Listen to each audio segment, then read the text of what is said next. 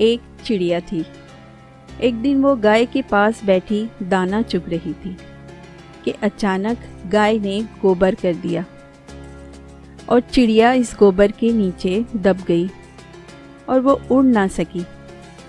और दूसरी तरफ से एक कुत्ता आ रहा था।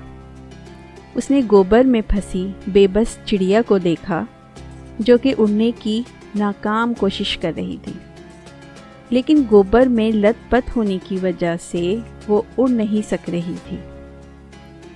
कुत्ते ने चाहा कि उसको मुंह में दबोच ले, मगर चिड़िया ने उसको कहा कि तुम मुझे खा लेना, मगर पहले मुझे गोबर से तो निकाल लो।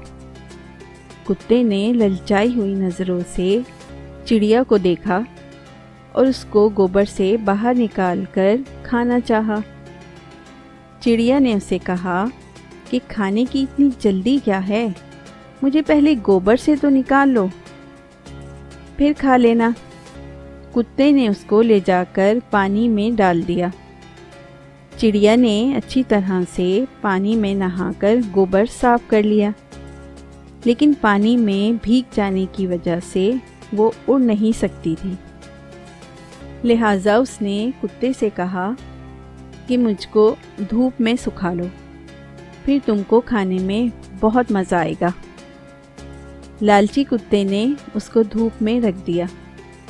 तपती धूप में चिड़िया जल्दी से सूख गई और उससे पहले कि कुत्ता उसको खाने के लिए आगे बढ़ता, चिड़िया फुर से उड़ गई और लालची कुत्ता देखता ही रह गया।